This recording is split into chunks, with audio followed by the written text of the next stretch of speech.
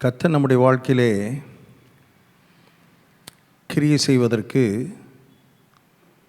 Timing, அவருக்கென்று நேரம் குறித்து வைத்திருக்கிறார் என்பதை த லா ஆஃப் காட்ஸ் டைமிங் என்கிற தலைப்பிலே நாம் பார்த்து கொண்டிருக்கிறோம். தேவனுடைய நேரத்தின் பிரமாணம். இந்த காட்ஸ் டைமிங்கை குறித்த நமக்கு ஒரு வெளிச்சம் தேவை. அதை குறித்த ஒரு உணர்வு, புரிதல் நமக்கு உண்டாயிருக்கும் பொழுது,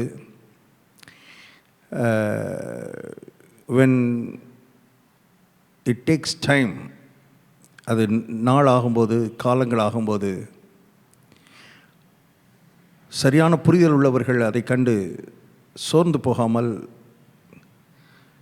இளைப்படையாமல் இளைப்பாறுதலில் இருப்பார்கள்.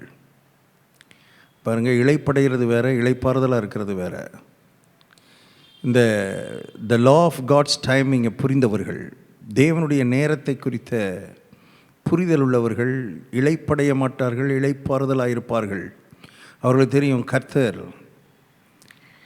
இந்த குறித்த காலத்தில் என்னுடைய வாழ்க்கையில் கிரியை செய்யாமல் விட மாட்டார். அவர் பிந்த மாட்டார், நேரத்தை பின்னால் போக வைக்க மாட்டார். சரியான நேரத்தில் வருவார், சரியான நேரத்தில் காரியத்தை செய்வார்.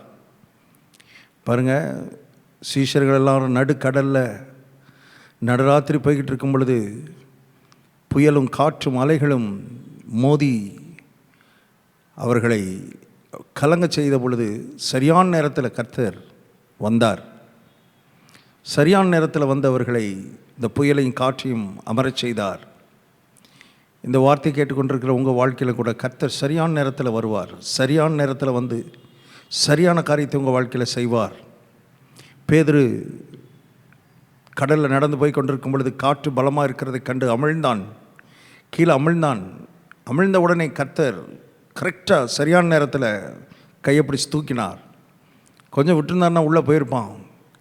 ஆனால் சரியாக கர்த்தர் கரத்தை பிடித்து தூக்கினார். சரியான நேரத்தில் உங்கள் கரத்தை பிடித்து தூக்குவார், உயர்த்துவார், மேன்மைப்படுத்துவார். அருமையான தேவனுடைய பிள்ளைகளே, ஆகவே இந்த காட்ஸ் டைமிங் நமக்கு ரொம்ப முக்கியமான ஒரு சத்தியம், லா. அது ஒரு இட்ஸ் எ பிரின்சிபல், அது ஒரு பிரமாணம். அது அப்படி தான் கர்த்தர் கிரியை செய்கிறார். அந்த குறித்த நேரத்தில் தான் கர்த்தர் கிரியை செய்கிறார் என்பதை நம்ம உணர்ந்து கொள்ளும் பொழுது அது நமக்கு ஒரு பெரிய இளைப்பாறுதலை கட்டளையிடுகிறது. அது மாத்திரமல்ல,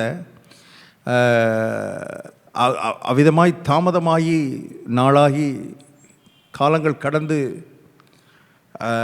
நடக்கிற சில நிகழ்வுகள் அல்லது அற்புதங்கள், நம்முடைய வாழ்க்கையில் கர்த்தர் செய்கிற கிரியைகள், அது மிகப்பெரிய தாக்கத்தை உண்டாக்குகிறது. நாம் எதிர்பார்க்கிற நேரத்தில் நடந்திருந்தால் கூட அது அவ்வளோ பெரிய தாக்கத்தை உண்டாக்கியிருக்காது. ஆனால் கர்த்தருடைய நேரத்தில் நடக்கும் பொழுது அது பெரிய ஒரு தாக்கத்தை, ஜனங்கள் கர்த்தர் மேலே கண்களை பதிக்க வைக்கிறதுக்கு நம்முடைய வாழ்க்கையில் நடக்கிற இந்த காலம் தாழ்ந்து நடக்கிற சில அற்புதங்கள் வாசலை திறக்கிறது. லாசரு வியாதியாக இருக்கும் பொழுதே இயேசு போயிருந்தார்னா சுகமாக்கியிருப்பார். அப்படி தான் அவங்க சொல்கிறாங்க. நீர் இங்கே வந்திருந்தீரானால், நீங்கள் இங்கே இருந்திருந்தீரானால் அவன் மரித்திருக்க மாட்டானே அப்படின்றாங்க. அப்போது நம்ம மனசு அப்படி தான் தோணுது, நம்ம மனசு அப்படி தான் நினைக்குது. ஆனால் அவன் மரித்து 4 நாள் ஆகி, கல்லறையில் வச்சு 4 நாள் ஆகி, அதுக்கப்புறம் வந்து கர்த்தர் அற்புதத்தை செய்யும் பொழுது வேதத்தில் எழுதப்பட்டிருக்கிறது, யூதரில் அநேகர் அவர் மேலே விசுவாசம் வைத்தார்கள். ஸோ தேவனுடைய நாமம் மகிமைப்படுகிறது. ஒரு பெரிய தாக்கம், ஒரு பெரிய சாட்சி உருவாகிறது.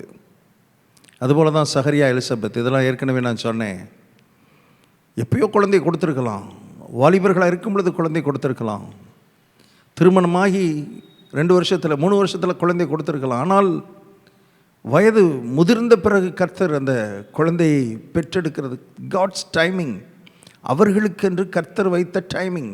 சகரியாவுக்கும் எலிசபெத்துக்கும் கர்த்தர் வைத்த டைமிங். அது அந்த மலை நாடு எங்கும் அந்த வர்த்தமானங்கள் எல்லாம் பேசப்பட்டது. எல்லார் வாயும் அதான் பேசுது. எலிசபெத்துக்கு குழந்தை பிறந்திருக்கு, எலிசபெத்துக்கு குழந்தை பிறந்திருக்கு, எலிசபெத்துக்கு குழந்தை பிறந்திருக்குது. ஊரே பேசுது, நாடே பேசுது. கர்த்தர் சொல்லுகிறார், இந்த நாளில் உங்கள் வாழ்க்கையில் நடக்கப் போகிற சில நன்மைகள், நடக்கப் போகிற அற்புதங்கள், கர்த்தர் செய்ய போகிற சில கிரியைகள் நாடெல்லாம் நாடெங்கும் பேச கர்த்தர் வைக்க போகிறார். ஸோ சங்கீதக்காரன் சொல்லுகிறான், கர்த்தருக்காக 40ஆம் சங்கீதம் 1வது வசனம், கர்த்தருக்காக பொறுமையுடன் காத்திருந்தேன், அவர் என்னிடமாய் சாய்ந்து என் கூப்பிடுதலை கேட்டார். பொறுமையுடன் காத்திருந்தேன். நான் பேசுகிறேன் பாருங்க, பொறுமையாக காத்திருக்கிறான், கர்த்தருக்காக காத்திருக்கிறான். எத்தனை நாள் காத்திருந்தானோ, எத்தனை மாதம் காத்திருந்தானோ தெரியல, ஆனால் பொறுமையாக காத்திருக்கிறான், கர்த்தருக்காக காத்திருக்கிறான். அவன் பொறுமையாய் காத்திருந்த பொழுது கர்த்தர் அவனிடமாய் சாய்ந்து அவன் கூப்பிடுதலை கேட்டார். நான் சொல்கிறேன், அப்படிப்பட்ட ஒரு நாள் வருகிறது. கர்த்தர் உங்களிடமாய் சாய்ந்து உங்கள் கூப்பிடுதலை கேட்டு உங்கள் வாழ்க்கையில் நீங்கள் எதிர்பார்க்கிற சில நன்மைகளை, எதிர்பார்க்கிற சில ஆசீர்வாதங்களை உங்கள் வாழ்க்கையிலே செய்து அவருடைய நாமத்தை மகிமைப்படுத்தி ஜனங்கள் அவரை காண செய்ய போகிறார். ஜனங்கள் அவரை மகிமைப்படுத்த போகிறார்கள். இப்படிப்பட்ட நாட்கள் வருகிறது. அதை எதிர்நோக்கி காத்திருங்கள். இது இந்த காட்ஸ் டைமிங்கை புரிந்தவர்கள் இதையெல்லாம் எதிர்நோக்கி இளைப்பாறுதலாய் இருப்பார்கள். நான் சொல்கிறேன் பாருங்க, என் கூப்பிடுதலை கேட்டார். பயங்கரமான குழியிலும் உளையான சேற்றிலும் இருந்து என்னை தூக்கி எடுத்து என் கால்களை கண்மலையின் மேல் நிறுத்தி என் அடிகளை உறுதிப்படுத்தி நமது தேவனை துதிக்கும் புது பாட்டை அவர் என் வாயிலே கொடுத்தார். இப்போ கவனிங்க, அநேகர் அதை கண்டு பயந்து கர்த்தரை நம்புவார்கள். அநேகர் அநேகர் ஏன்னா ஒரு டெஸ்டிமனி உருவாயிடுச்சு, ஒரு சாட்சியை கர்த்தர் உருவாக்கி இருக்கிறார். தாவீதுடைய வாழ்க்கையில் நடந்த மிகப்பெரிய காரியம், பொறுமையாக காத்திருந்தான். பொறுமையாக காத்திருந்து தாமதமாகி அவருடைய குறித்த நேரத்தில், அவருடைய டைமிங்கில் அந்த காரியம் நடந்த பொழுது அநேகர் அதை கண்டு பயந்து கர்த்தரை நம்புவார். அநேகருடைய வாழ்க்கையில் ஒரு பெரிய அதிர்ச்சி, ஆச்சரியம், பிரமிப்பு. பலர் உங்களை பார்த்து பிரமிக்க போகிறார், பலர் உங்களை பார்த்து ஆச்சரியப்படுகிற அளவு கர்த்தர் அந்த கிரியை செய்ய போகிறார், கர்த்தர் அந்த அற்புதத்தை செய்ய போகிறார். அது உங்கள் வாழ்க்கையில் நடக்க போகிறது. எத்தனையோ நாட்களை காத்திருந்துட்டீங்க, எத்தனையோ மாதங்கள் காத்திருந்துட்டீங்க, சிலர் எத்தனையோ வருடங்கள் காத்திருந்து விட்டீர்கள். இனி அவ்வளோதான், முடிஞ்சிருச்சு, இனி வாய்ப்பே இல்லை என்று நீங்கள் நினைத்து கொண்டிருக்கலாம். கர்த்தருடைய ஆவியானவர் என் மூலமாய் உங்களோடு பேசுகிறார். அவர் உங்களிடமாய் சாய்ந்து உங்கள் கூப்பிடுதலை கேட்டார்.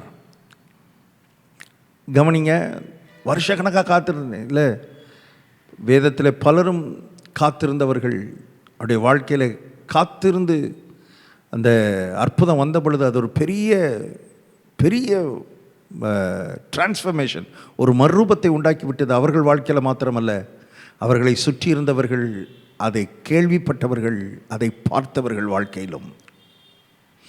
அருமையான தேவனுடைய பிள்ளையே, நம்முடைய வாழ்க்கையில் உண்டாகிற சாட்சி இது சாதாரணமானதல்ல. உங்கள் வாழ்க்கையில் உண்டாக போகிற அந்த சாட்சி, நீங்கள் சொல்ல போகிற அந்த சாட்சி அது சாதாரணமானதல்ல. அது பிசாசை ஜெயிக்கிற சாட்சி. உங்கள் சாட்சியினாலேயே நீங்கள் பிசாசை ஜெயிப்பீங்க. அது வரைக்கும் பிசாசு உங்களை பார்த்து ஏளனப்பட்டு, உங்களை ஏளனமாக பார்த்து, உங்களை இனி ஒன்றும் இல்லை, நீ ஒன்றும் முடியாது, இனி வரவே வராதுன்னு சொல்லிக்கிட்டு இருந்தவனை கர்த்தர் கிரியை செய்த அந்த சாட்சியை நீங்கள் சொல்லும்போது வெட்கப்படுவான். அதனால தான் வேதம் சொல்லுகிறது, வெளிப்படுத்தல் 12 ஆட்டுக்குட்டியின் இரத்தத்தினாலும் சாட்சியின் வசனத்தினாலும் அவனை ஜெயித்தார்கள். பிசாசை ஜெயிக்கும் உங்கள் சாட்சி உங்கள் வாழ்க்கையில் உண்டாக போகிற பொறுமையாய் காத்திருந்து காலம் தாழ்த்தி தாமதம் தாமதம் தாமதம் நினச்சி நீங்கள் அப்படியே வேதனைப்பட்டு கொண்டிருந்த அந்த காரியம், எதுக்காக நீங்கள் காத்திருந்தீங்களோ அது உங்கள் வாழ்க்கையில் அற்புதமாய் இயற்கைக்கு அப்பாற்பட்ட விதத்தில் கர்த்தர் செய்யும் பொழுது பிசாசு ஜெயிக்கும். பிசாசு ஜெயிக்கும். நான் சொல்கிறேன், பிசாசு ஜெயிக்கிறது மாத்திரமல்ல, மனிதர்களை உயிர்ப்பிக்கும். உங்கள் சாட்சி மற்றவர்களை உயிர்ப்பிக்கும், மற்றவருடைய விசுவாசத்தை உயிர்ப்பிக்கும். அநேகருடைய விசுவாசம் செத்து போய் கிடக்குது. நான் சொல்கிறேன், உங்கள் சாட்சி அநேகருடைய விசுவாசத்தை உயிர்ப்பிக்கும். ஆபிரகாம் 25 வருஷம் வாக்குத்தத்தம் வந்து 25 வருஷம் காத்திருந்து ஒரு குழந்தையை பெற்றெடுத்தான். இன்னைக்கு வரைக்கும் நான் சொல்கிறேன், இன்னைக்கு வரைக்கும் கோடிக்கணக்கான மக்களுடைய விசுவாசத்தை அது உயிர்ப்பித்து கொண்டிருக்கிறது அந்த சாட்சி. ஆபிரகாம் கல்யாணம் ஆகி அடுத்த வருஷமே குழந்தை பார்த்துருந்தா இதெல்லாம் நடந்திருக்குமான்னு எனக்கு தெரியல. But God's timing. அவருடைய வாக்குத்தத்தம் வந்து 25 வருஷம். உங்களுக்கும் வாக்குத்தத்தம் வந்திருக்கிறது, வசனம் வந்திருக்கிறது, கர்த்தர் உங்களோட பேசியிருக்கிறார், கர்த்தருடைய சத்தம் உங்களுக்கு வந்திருக்கிறது. ஆனால் நிறைவேறலையே தாமதமாகிக்கிட்டு இருக்குதே, தாமதமாகுதே. நான் சொல்கிறேன், ஒரு பெரிய சாட்சி உருவாக போகிறது. அந்த சாட்சி அநேகருடைய விசுவாசத்தை தட்டி எழுப்ப போகிறது. அநேகருடைய செத்துப்போன விசுவாசம் உங்கள் சாட்சியின் மூலமாக உயிர்ப்பிக்கப்பட முடியும். உங்கள் சாட்சியின் மூலமாக கர்த்தர் உயிர்ப்பிக்க விரும்புகிறார். அப்படிப்பட்ட சாட்சிகளை இந்த வார்த்தை கேட்கிற உங்கள் வாழ்க்கையில் கர்த்தர் உருவாக்கும்படி விரும்புகிறார். இதெல்லாம் நீங்கள் எதிர்பாருங்கள், வாஞ்சியுங்கள். அது மாத்திரமல்ல, எதிர்க்கிறாங்க பாருங்க, சுவிசேஷத்தை எதிர்க்கிறவர்கள், கர்த்தரை எதிர்க்கிறவர்கள், கிறிஸ்துவை எதிர்க்கிறவருடைய வாயை அடைக்கும். உங்கள் சாட்சி வாயை அடைக்கும். ஏன்னா நீங்கள் அனுபவித்த அனுபவத்தை யாரும் கொஸ்டின் பண்ண முடியாது. உங்கள் வாழ்க்கையில் நடந்ததை யாரும் கொஸ்டின் பண்ண முடியாது. ஒருத்தர் குருடனாக இருக்கிறான். அப்போஸ்தலர் 9ஆம் அதிகாரம் நினைக்கிறேன், அதில் எழுதப்பட்டிருக்கு. ஒருத்தர் குருடனை இயேசு சுகமாக்குகிறார். எல்லாம் வந்துட்டானுங்க பாருங்கள், அவனை போட்டு அப்படியே நெருக்கிறாங்க, கேள்வி மேலே கேள்வி கேட்குறாங்க. அவன் ஒரே ஒரு சாட்சி, ஒரே ஒரு சென்டென்ஸ் தான் சொன்னான். நான் குருடனாக இருந்தேன், இப்பொழுது காண்கிறேன். இதை தவிர வேறு எதுவும் எனக்கு தெரியாது. வாயை மூடிட்டான், அவ்வளோதான். அடுத்த பேச்சு ஒருத்தராலையும் பேச முடியல, அவ்வளோதான். சிம்பிள். பாருங்கள், இப்படி அநேகருடைய வாய்களை, எதிர்க்கிறவருடைய வாய்களை அடைக்கிற சாட்சி உங்கள் வாழ்க்கையில் கர்த்தர் உருவாக்கும்படி விரும்புகிறார். தாமதமாக இருக்குதே நீங்கள் கவலைப்பட்டுக்கிட்டு இருக்கிறீங்க. ஆனால் கர்த்தர் குறித்த நேரத்தில் அதை செய்யும் பொழுது எவ்வளோ பெரிய காரியங்களை கர்த்தர் செய்கிறார். அது பிசாசை ஜெயிக்கப் போகிறது, செத்த விசுவாசத்தை உயிர்ப்பிக்கப் போகிறது, எதிர்ப்பாளர்களுடைய வாயை மூடப்போகிறது. ஒரு தாக்கத்தை கர்த்தர் உண்டாக்கும்படி விரும்புகிறார். உங்கள் சாட்சி அதை உண்டாக்கும், உங்களுடைய சாட்சி அதை உண்டாக்கும். எதிர்பாருங்கள், காத்திருங்கள். அப்படிப்பட்ட சாட்சியை கர்த்தர் உங்கள் வாழ்க்கையில் உருவாக்கும்படி விரும்புகிறார். பாருங்கள், காலம் கடந்து வேதாகம பக்தர்கள் பலருடைய வாழ்க்கையில் அதான் அனுபவம். அதை பார்க்கும்போது நமக்கு தெரியுது, இதுதான் யதார்த்தமாக இருக்கிறது. நமக்கு உடனே நடக்கணும்னு நம்ம எதிர்பார்க்குறோம். நடந்தால் நல்லா தான் இருக்கும், எதிர்பார்க்குறோம். நானும் எதிர்பார்க்குறேன், உடனே நடந்தால் நல்லா தான் இருக்கும். அப்படி நடக்கலை. ஆபிரகாம் 25 வருஷம் காத்திருந்தான். மோசே அழைக்கப்பட்டவன், அவன் மேலே கர்த்தருடைய அழைப்பு இருந்தது. ஆனால் அந்த அழைப்பு நிறைவேறதுக்கு 40 வருஷம் காத்திருக்க வேண்டியது இருந்தது. He waited for 40 years. யோசேப்பு, அருமையானவர்களே, தரிசனம் வந்துருச்சு, சொப்பனம் வந்துருச்சு 17 வயசில். ஆனால் he had to wait for 13 years to fulfill that dream.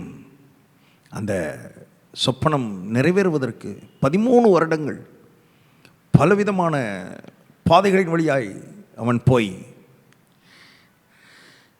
அதுக்கப்புறம் அந்த நிறைவேறுதலை அவன் காண வேண்டியது இருந்தது. 13 வருஷம் அவன் காத்திருந்தான்.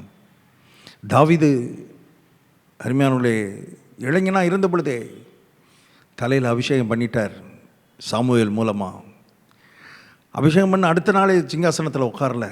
நல்லா தான் இருக்கும், உட்கார்ந்தா நல்லா தான் இருக்கும். ஆனால் அப்படி உட்காரல. கிட்டத்தட்ட 15 வருடங்கள் மலையா கொகையா. அருமையானவர்களே, எத்தனை போராட்டங்கள், எத்தனை எதிரிகள், எத்தனை பாயங்கர்கள், எத்தனை விரோதிகள், எத்தனை சவுல்கள், அருமையானவர்களே, எத்தனை பேரை அவன் சந்தித்து அவன்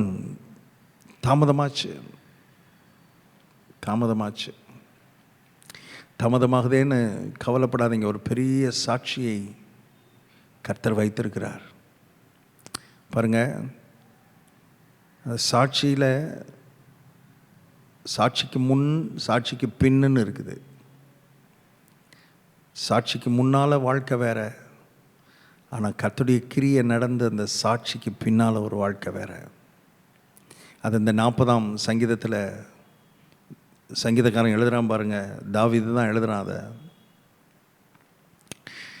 பயங்கரமான குழியிலும் உளையான சேற்றிலும் இருந்து என்னை தூக்கி எடுத்தார். இப்போ சாட்சிக்கு முன்னால் வாழ்க்கை குழியின் வாழ்க்கை பள்ளத்துக்குள்ளே கடந்தான். இது சாட்சிக்கு முன். சாட்சிக்கு பின்னால் வாழ்க்கை என் கால்களை கண்மலையின் மேல் நிறுத்தினார். சாட்சிக்கு முன்னால் குழி, சாட்சிக்கு பின்னால் கண்மலை. சாட்சிக்கு பின்னால் கண்மலை. குழியில் இருக்கும் பொழுது யார் கண்ணுக்கும் தெரியாது. நீங்கள் குழிக்குள்ளே கிடந்தீங்கன்னா யார் கண்ணுக்கும் நீங்கள் தெரிய மாட்டீங்க. உங்களை யாருக்குமே தெரியாது. உங்களை யாருமே பார்க்க மாட்டாங்க. அப்படிப்பட்ட குழிக்குள்ளே நீங்கள் கிடக்கலாம். ஆனால் கர்த்தருடைய கிரியை, கர்த்தருடைய அற்புதம், கர்த்தருடைய கரம் உங்களை தூக்கி எடுக்கும் பொழுது குழியிலேருந்து தூக்கி அப்படி சாதாரண நிலத்தில் விட மாட்டார். குழியிலேருந்து தூக்கி கண்மலையின் மேல் நிறுத்துவார். அப்படின்னு என்ன அர்த்தம் தெரியுமா? இது வரைக்கும் யார் கண்ணும் உங்களை பார்க்க முடியாமல் இருந்துச்சு. இப்போ கண்மலையில் நிற்கும்போது உங்களை எந்த கண்ணும் பார்க்காம இருக்க முடியாது. அத்தனை கண்ணும் உங்களை பார்த்து தான் ஆக வைப்பார் கர்த்தர். இப்படிப்பட்ட ஒரு சாட்சியை உங்கள் வாழ்க்கையில் உருவாக்க கர்த்தர் ஆயத்தமாக இருக்கிறார். நான் சொல்லுகிறேன், யோசேப்பு குழியில் கிடந்த பொழுது யாரும் பார்க்கல. இப்போ உட்காந்துருக்கிற இடம் வேற. இப்போ யோசேப்பை பார்க்காமல், யோசேப்பை நினைக்காமல், யோசேப்புக்கிட்ட போகாமல் ஒருத்தனும் சாப்பிடக்கூட முடியாது. எப்படி இடத்துல கர்த்தர் வைக்கிறார் பாருங்க, எப்படி இடத்துல கர்த்தர் வைக்கிறார். உங்களை அப்படிப்பட்ட இடத்துல கர்த்தர் தூக்கி எடுத்து நிறுத்தி உயர்த்தி மேன்மையான இடத்துல வைக்கிறார். இப்போது யார் கண்ணும் உங்களை பார்க்காம இருக்க முடியாது. ஒரு காலத்தில் யார் கண்ணும் உங்களை பார்க்கல, எந்த கண்ணுக்கும் படாமல் இருந்த உங்கள் வாழ்க்கை இப்போ எல்லார் கண்ணுக்கும் படுற மாதிரி, யாருமே உங்களை பார்க்காம உங்களை தவிர்க்க முடியாத ஒரு கண்மலையில், அப்படிப்பட்ட உயரத்திலே, அப்படிப்பட்ட உயரமான இடத்துல கர்த்தர் உங்களை உட்கார வைக்க விரும்புகிறார். ஜெபிப்போம். நல்ல பிதாவே, தாமதமாகுதே என்ற இந்த ஏக்கம், இந்த வருத்தம் இன்றோடு ஒளிந்து போகட்டும் கர்த்தாவே. எனக்கென்று ஒரு சாட்சியை வைத்திருக்கிறார். என் வாழ்க்கைக்கென்று ஒரு சாட்சியை கர்த்தர் உருவாக்கப் போகிறார். அந்த சாட்சி அநேகரை அவர் பக்கமாய் திருப்பி, அநேகர் அதை கண்டு கர்த்தரை நம்ப ஒரு பெரிய வாசலை திறக்கப் போகிறதுக்காக ஸ்தோத்திரம். அந்த சாட்சி பிசாசை ஜெயிக்க போகிறதுக்காக ஸ்தோத்திரம். அந்த சாட்சி ஜனங்களுடைய செத்து போன விசுவாசத்தை உயிர்ப்பிக்க போகிறதுக்காக ஸ்தோத்திரம். எதிர்ப்பாளர்களுடைய வாயை அடைக்கப் போகிறதுக்காக ஸ்தோத்திரம். இப்படிப்பட்ட மகத்தான சாட்சியின் வாழ்க்கை நம்முடைய பிள்ளைகளுடைய ஒவ்வொருவருடைய ஜீவியத்திலும் நீர் கொடுக்க போகிறதுக்காக நாங்கள் உமக்கு நன்றி செலுத்துகிறோம். அது அப்படியே நடக்கட்டும். நம்முடைய பிள்ளைகள் அதை அனுபவிக்கட்டும். இயேசு கிறிஸ்துவின் நாமத்தில் ஜெபிக்கிறோம் பிதாவே. ஆமென். God bless you. Jesus loves you.